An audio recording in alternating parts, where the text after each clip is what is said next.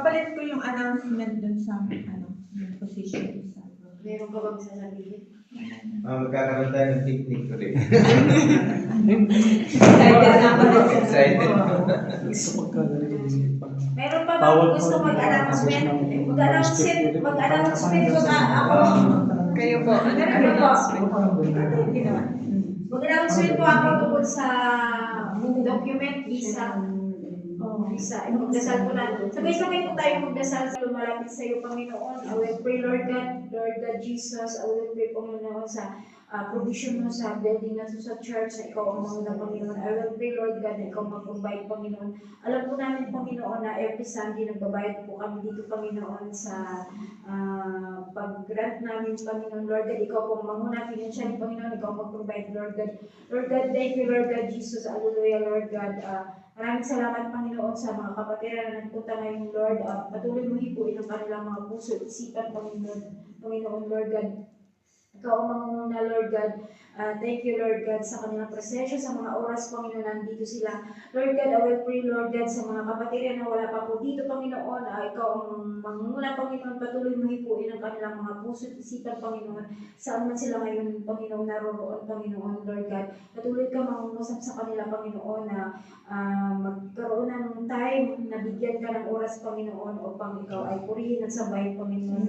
Lord God, ganun din po sa aming mga pangailangan sa visa ko sa Armenia o mga document na nilalakad, Panginoon, Lord God. I will pray na patuloy ko nilalapit sa iyo, Panginoon, na I will pray, Panginoon, na ikaw mag-restore po ang 120 days na visa, Panginoon, dahil sobra po namin kailangan po ng bawat isa, Panginoon, hindi lang po ako. Mayroon pa pong mga kapatiran na nais mag-exit at makakuha po ng visa at mga employer nila, good employer na makaprovide ng DRC, Lord God. Patuloy ko nilalapit sa iyo na ikaw po ang manguna, Panginoon. Bigyan po kami ng good employer, Panginoon, na makasupply po sa amin lahat ng mga needs namin sa document, magandang sound, Lord God. I will pray sa provision, Panginoon, Lord God.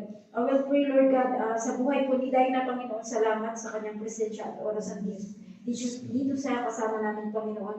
I will pray, Lord God, sa trabaho po, Panginoon, na iproprovide mo. I will pray, Lord God, na ikaw po ang mag-restore sa trabaho niya, Panginoon, na makabalik na siya sa trabaho niya, Panginoon, at ingatan mo po siya. At Lord God, I will pray, Lord God, sa buhay niya, Panginoon, financially, physically, emotionally, ikaw po ang humipo sa kanya, Panginoon. Magaling ka sa buhay niya, Panginoon.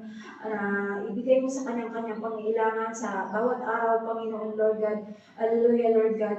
Lord God, I will pray po, Panginoon, kay Alexa, Panginoon. Maraming salamat, Panginoon, sa presensya na ikaw po ang namumuna sa kanyang buhay, na nakabalik po siya pangalawang invitation na nandito po siya sa harapan namin. Lord God, patuloy mo siya ingatan, Panginoon, sa kanyang kalakasan, sa kanyang good health, Panginoon, sa trabaho niya, sa pamilya niya, Panginoon, sa Pilipinas.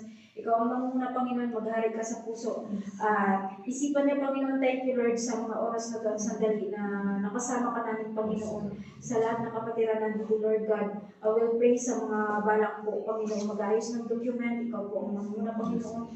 Bigyan mo, Panginoon, katuparan ng aming mga hinihiling at ang aming mga nais pang gagawin, Panginoon. Lord, sa mga naglalakad ng mga document papuntang ibang bansa, ikaw ang manguna, Panginoon. Dalangin po na dinggin mo ang aming panalangin, Panginoon, ng buong katapatan na lumalapit kami sa iyo, Panginoon. Lord God, salamat sa iyo. Baskusan mo ang lugar na ito, Panginoon, sa samantalang pag-iwalay namin, Panginoon. Salamat, Panginoon. Binabalik ko sa iyo ang papuri at pasalamat, Panginoon, sa pangalan ni Jesus.